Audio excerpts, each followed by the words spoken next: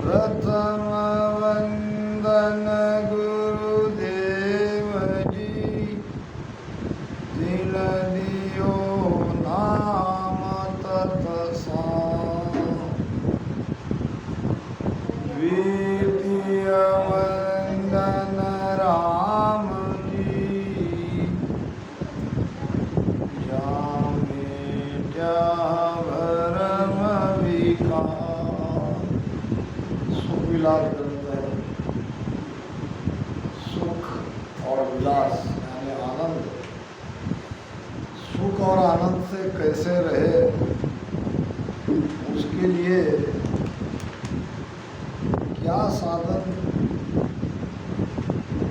कौन सा सुजन करना पड़ता है, ये महाराज ने इस ग्रंथ में बताया है।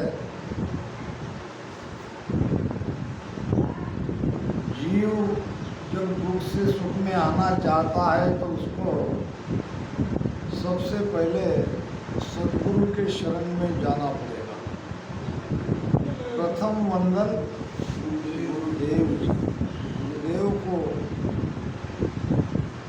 प्रथम वंदन करना पड़ेगा,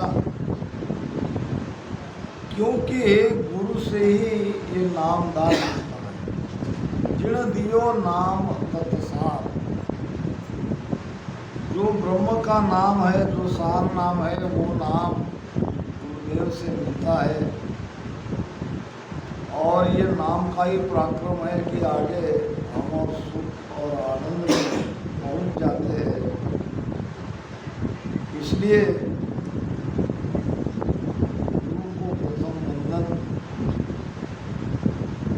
जिण दियो नाम तत्सार। द्वितीय वंदन राम जी, परमात्मा को दूसरा वंदन है।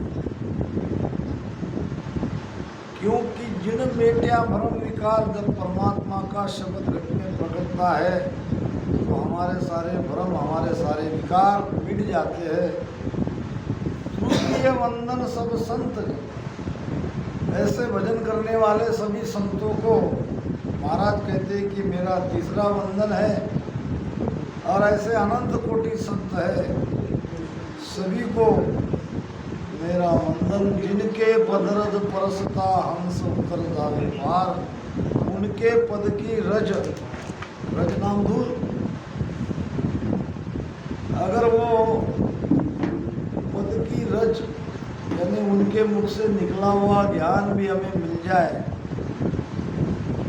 तो हंस भवसागर से पार होने में देर नहीं लगेगी। भगवान गौतम बुद्ध का जो बुद्ध धर्म है, उसमें भी कहते हैं कि बुद्धम शरणम गच्छामि, फिर संगम शरणम गच्छामि, फिर धम्मम शरणम गच्छामि। यानी पहले मैं ऐसे बुद्ध महात्मा के जिनकी प्रज्ञा जगी है, जो परमात्मा में मिला हुआ है, उनको कहते हैं बुद्ध पुरुष। ऐसे बुद्ध पुरुष को बुद्धम शरणम गच्छामि, मैंने ऐसे बुद्ध पुरुष का शरणा लिया। फिर संगम शरणम गच्छामि, ऐसे बुद्ध पुरुषों का समूह, उनको कहा है संगम। और फिर कहा है धम्मम शरणम गच्छामि, यानी धर्म। फिर उस धर्म के शरण में हूँ, यानी उस तत्व के शरण में हूँ, उस ब्रह्म के शरण में हूँ। अनंत कोट दासन के दासा, वरणु भगति भोग और सुख विलासा। महाराज स्वयं के लिए कोई अहंकार नहीं था। अनंत कोट दासन के दासा, मैं अनंत कोटि दासों का भी दास हूँ।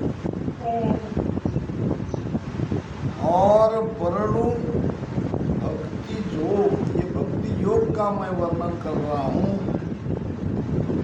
और इस भक्ति योग से हम कैसे सुख और आनंद में पहुँचते हैं, ये भेद इस ग्रंथ के माध्यम से मैं आप सबको बता रहा हूँ। तो ध्यान से इस विषय को सुनो, हम सबको सुख और आनंद में जाना है। शब्द सुन्या सतगुरु का बेड़ा,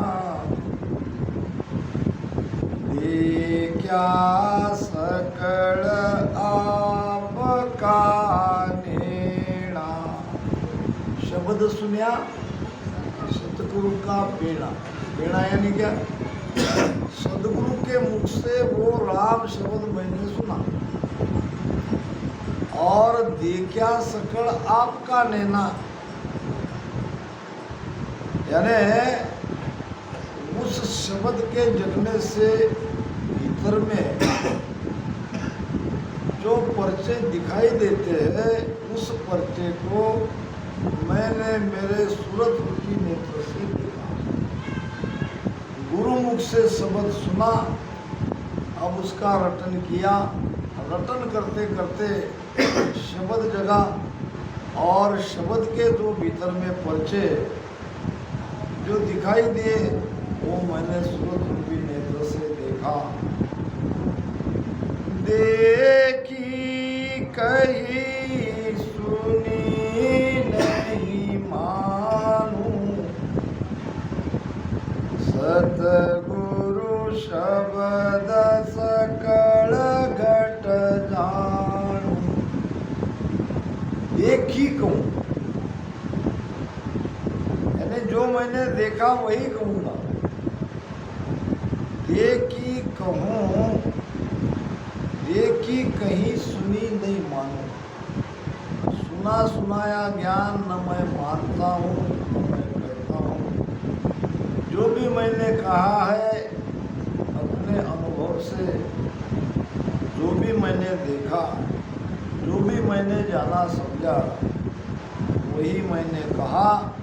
देखी कहीं सुनी नहीं मानूं। सुखराम संत जन कहत है अजब अनुपम बात, और बिन देखा परचो कहे सो नरक कुंड में जात।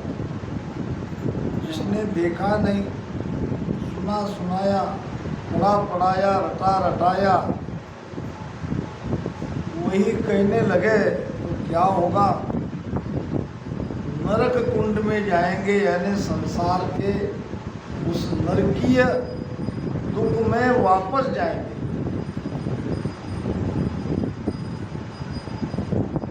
सतगुरु शब्द सकल घट जानूं, सतगुरु ने जो मुझे शब्द दिया है, उस शब्द को विश्वास से मैंने रटन किया और शब्द का चैन, शब्द का प्रताप जो मुझे घट में उसका अनुभव हुआ, वही मैंने जाना और वही मैंने इस ग्रंथ में कथन किया। पेली शब्द श्रवणा आवे, जब तो मन में हरक बधावे। जब सदगुरु जी महाराज हमको शरण में लेते हैं और हमें राम नाम रटन करने के लिए कहते हैं, और जब वो गुरुमुख से हम राम नाम सुनते, बेली शब्द श्रवण आवे, जब तो मन में हरक बदावे, मन में बहुत खुशी होती है। उस समय मन बहुत खुश होता है।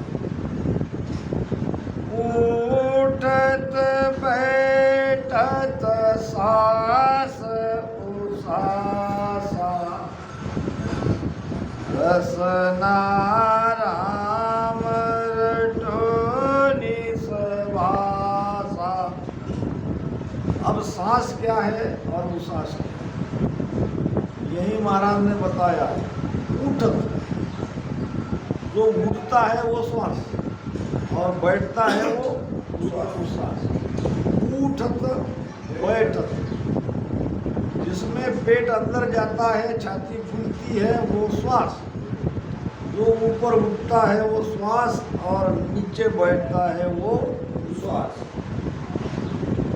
एक बात और आप नोट करके देखो, जब हम पेट अंदर जाता है, छाती फूलती है, तो नाक से प्राणवायु आता है छाती में, और जब हम नीचे छोड़ते हैं उश्वास तो ये छाती से बाहर, नाक से कार्बन डाइऑक्साइड बाहर छूटता है। मैंने ये सब नोट करके देख लिया कि अगर हम पेट से श्वास ले रहे हैं तो क्या नाक से श्वास लेना बंद होता है? नहीं होता है। जैसे ही हम राम राम करते करते पेट को अंदर पीठ की तरफ ले जाके सीना सामने आता है, तो ऐसे नाक से प्राणवायु यहाँ आ जाता है। और जब हम उश्वास नीचे छोड़ते हैं तो ये कार्बन डाइऑक्साइड बाहर छूट जाता है। इस प्रकार नाक से सांस उश्वास की क्रिया निरंतर चलती रहती है। और ध्यान में जब हम सांसों सांस में राम राम करते हैं तो उसका असर पेट पीठ की तरफ लगने और पेट को फूलने पर, यानी दोनों तरफ से होता है। श्वास लेते हैं तब पेट पीठ की तरफ जाता है, जब छोड़ते हैं तो पेट फूलता है। तो ये है सांस उश्वास। उठत बैठत सांस उश्वासा, उठने वाला श्वास, बैठने वाला उश्वास। रसना नाम रटो नित्यवासा।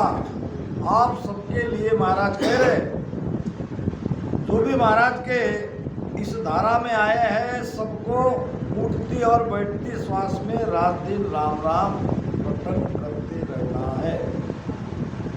अब इसमें कभी कभी ये भी हो जाता है कि बहुत दिनों से रटन करने पर भी भीतर में जब कुछ होता नहीं है तो थोड़ी ऊब सी आ जाती है। थोड़ा भजन में पहले जैसा मन नहीं लगता है। तो उसके लिए प्रमाण आता है, एक राजा था और उसने अपने नगरी में कोई नाच गाने का कार्यक्रम रखा और उसने अपने गुरु को भी बुला लिया। नर्तकी नाच रही थी और नाच देखने वाले नाच देख रहे थे। नर्तकी रहो या कोई कलाकार का रहो, जब तक प्रोत्साहन नहीं मिलता उनके कार्यक्रम में रंग नहीं आता। तो रात बीतने लगी, नर्तकी नाचने लगी, पाँव उसके दुख रहे थे और उसका पति जो था वो ढोल बजा रहा था। अब जब कोई इनाम नहीं मिलता तो धीरे धीरे उसका ताल बहकने लगा। नर्तकी कहती है, रात गई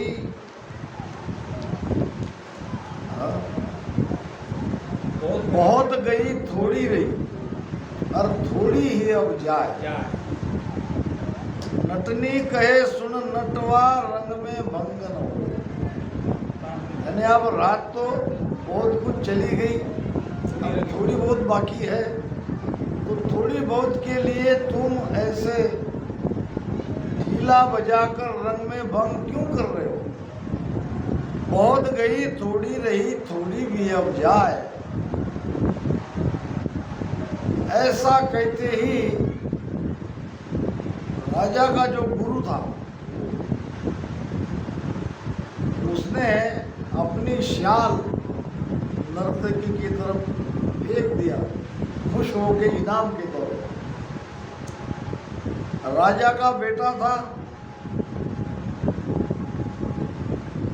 उसके पास बहुमूल्य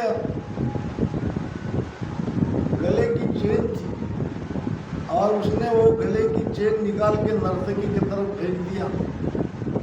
राजा की बेटी थी, उसके पास था नौलखा हार। राजा की बेटी ने नौलखा हार नर्तकी को इनाम के तौर पर दे दिया। एक साथ इतना सारा इनाम देखकर नर्तकी और उत्साह से नाचने लगी, मगर वो समझ नहीं पाई कि ऐसा कैसे हुआ। ऐसा मैंने क्या कहा कि जो ये लोग मुझे इनाम दे रहे हैं। जब राजा ने अपने गुरु को पूछा तो गुरु ने कहा कि मैं बहुत दिनों से ध्यान साधना कर रहा हूँ, मुझे भीतर में कुछ अनुभूति नहीं हो रही। अब मैंने अपना मन बना लिया था कि ये भक्ति छोड़ ही देना, वापस घर गृहस्थी में चला जाना, इसमें कुछ पड़ा नहीं है। ऐसा मैंने मन बना लिया था। तो नर्तकी के एक वचन मुझे झकझोर दिया कि बहुत गई थोड़ी रही, अब थोड़ी भी अब जा। यानी वैसे भी मेरी उम्र भजन करते करते बीत गई, अब थोड़ी रहेगी, अब थोड़ी भी चली जाएगी। अब इसमें रंग में भंग मैं क्यों करूं? भक्ति छोड़ के मुझे क्या मिलने वाला है? अगर मेरे भाग्य से सदगुरु की कृपा हो गई तो बचे हुए दिन में मैं बहुत कुछ आनंद को पा सकता हूँ। नर्तकी के द्वारा मुझे ये बढ़िया ज्ञान मिला तो मैंने अपना कंबल, अपनी शाल उसको इनाम दे दिया। राजा ने अपने बेटे को कहा कि भाई तुमने अपने गले का हार क्यों दिया? ऐसा क्या विशेष आपने ज्ञान सुना? तो राजा के लड़के ने कहा, पिताजी आपकी उम्र काफी हो गई, फिर भी आपने मुझे गद्दी सौंपी नहीं, मुझे राजा बनाया नहीं। अब मैंने आज ही रात में आपको मारने का प्लान बनाया था, आपको कत्ल कर दूं और मैं राजा बन जाऊं। ऐसा विचार मन में आ ही रहा था, सारा प्लान बन गया था, तैयारी हो गई थी, सब सैन्य को मैंने मिला लिया था, सेनापति को मिला लिया था। अब ये नर्तकी के एक वचन से मैंने अपना इरादा त्याग दिया। मुझे ज्ञान मिल गया कि ऐसे भी तो बहुत उम्र हो गई आपकी, थोड़े दिन और जिएंगे, एक दिन तो आपको जाना ही है, आपके जाने के बाद तो मैं ही राजा बनूंगा। थोड़े दिन के लिए मैं क्यों आपका कत्ल करूं? क्यों मैं ये बदनामी अपने सिर पर लूं कि बेटे ने अपने बाप का कत्ल किया? तो मुझे नर्तकी के इस वचन से बहुत आनंद आया, तो मैंने अपना इरादा छोड़ दिया। उसके द्वारा मुझे जो ज्ञान मिला उसके बख्शिश में मैंने मेरा स्वर्ण हार उसको भेंट दे दिया।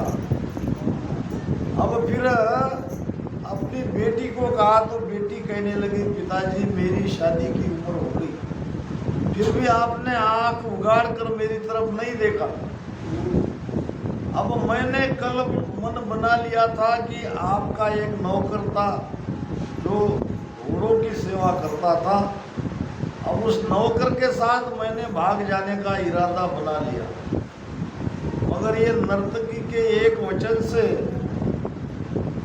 मुझे ज्ञान मिला। क्या ज्ञान मिला? बहुत गई थोड़ी नहीं, अब इतनी उम्र तो हो गई, थोड़े दिन और इंतजार करते हैं, हो सकता है पिताजी मेरा ब्याह कर ले। और क्यों मैं रंग में भंग डालूं, क्यों मैं बदनामी मेरी और तुम्हारी करूं? ये ज्ञान मुझे मिला, इसलिए मैंने नौलखा हार दे दिया।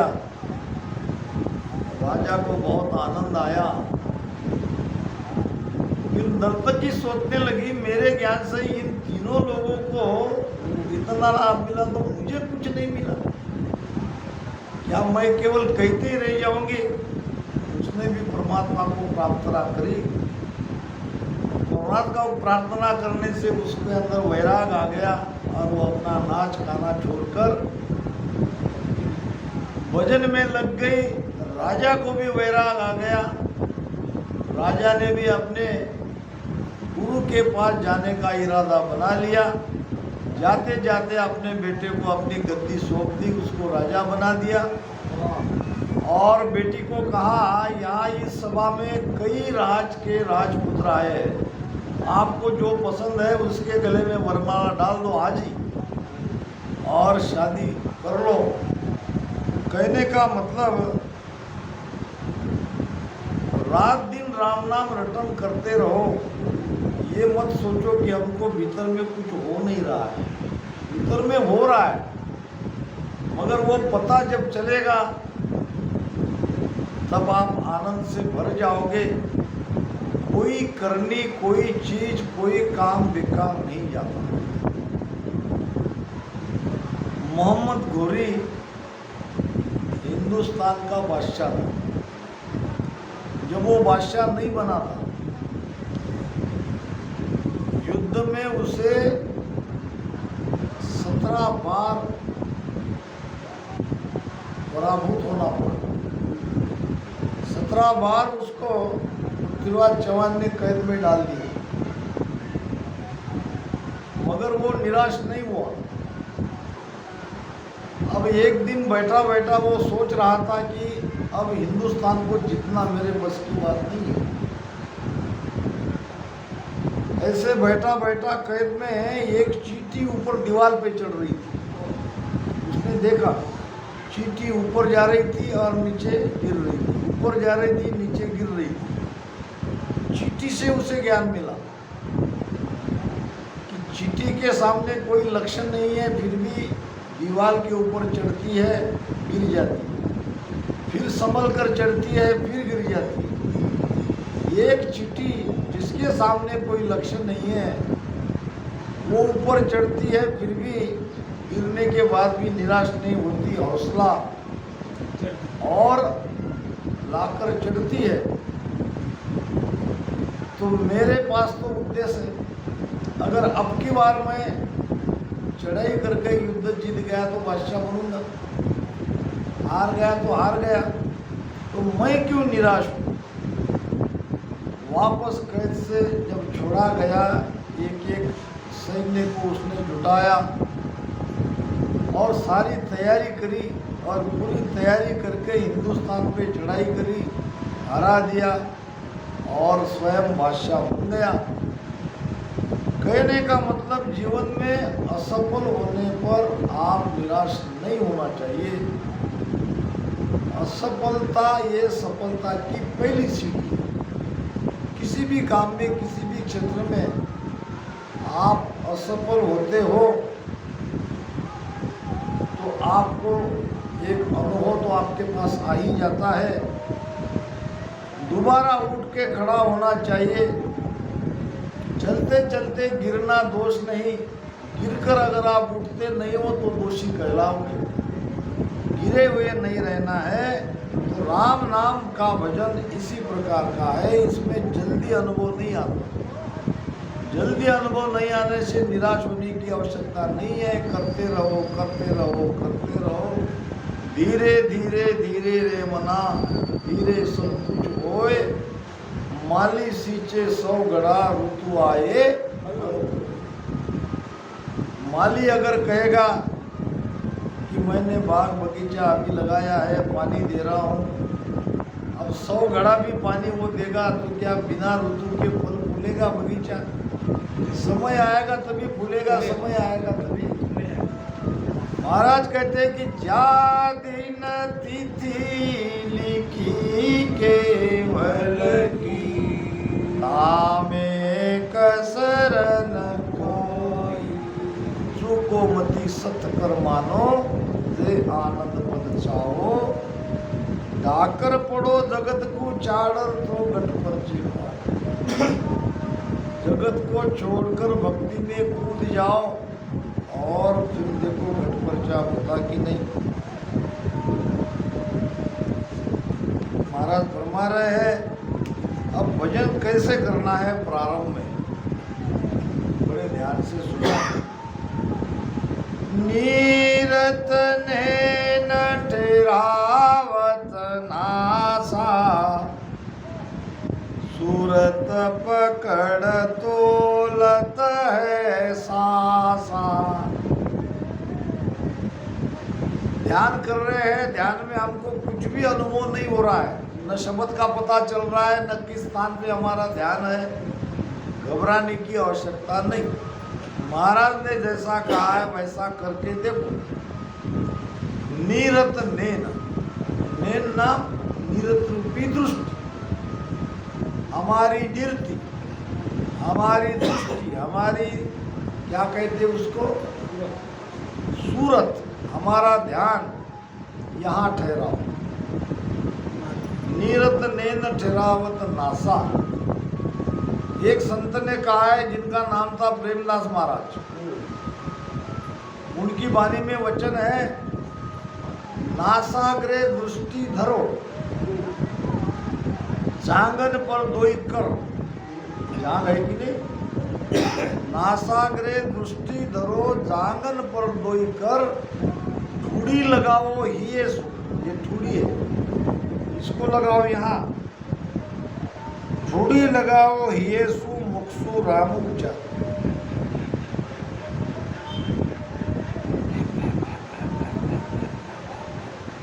करके देखो भजन, मैंने किया है।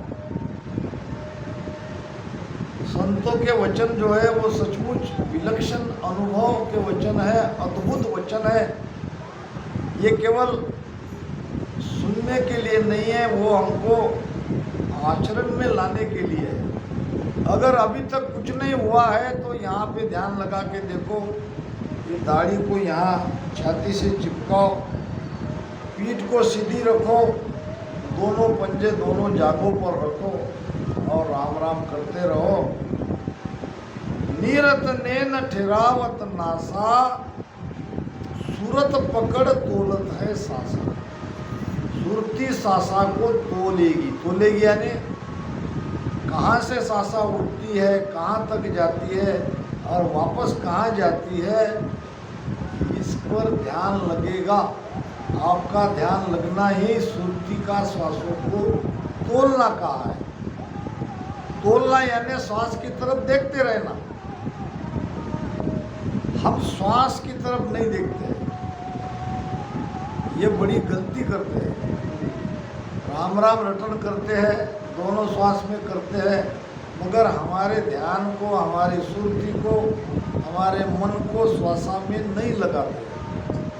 मन को खुला छोड़ देते हैं, फिर मन में आता है विचार, कई आते हैं कई जाते हैं, विचारों में चला जाता है हमारा ध्यान। फिर यहाँ केवल खाली शरीर से राम राम करते हैं, न उसमें मन रहता है न उसमें सुरती रहती है, इसीलिए भीतर में कोई अनुभूति नहीं आती। तो सूरत पकड़ तोलत है सासा, तोलत सास चले जो चकरी, था संग सूरत लगी जो मकरी। दो प्रमाण महाराज ने दिए सासा को कैसे तोलना है। पुराने जमाने में चक्री रहती थी, धागे से चलती थी, देखा क्या आपने? नहीं देखा होगा, बहुत पुराने जमाने में तुलसी बापू को मालूम है, ऐसी चक्री धागे से चलती, वो उंगलियों से चलती है। तो ऐसे श्वासा चक्री के जैसे चलना चाहिए। यहाँ से आया वापस गया, यहाँ से आया वापस गया, यहाँ से आया वापस गया, ऐसे गोल गोल गोल गोल गोल, ऐसे श्वासा को तोलना है। श्वासा चक्री के जैसे गोल गोल चलती रहनी चाहिए, वो चलती है। उसमें अगर आपका ध्यान बराबर लगा रहा तो आप जानोगे कि सांस एक दायरे में गोल गोल गोल गोल घूम रही है। तोलत सांस चले जो चकरी, तासंग सूरत लगी जो मकड़ी। मकड़ी जैसे तार पे चलती है, ऐसे सूरत रूपी मकड़ी, ये जो तार रूपी जाला बनी है उसके ऊपर उसके साथ चलती रहनी चाहिए। सूरत हमारी माकड़ी तार हमारा सास मन पवना घर लायक सुख दे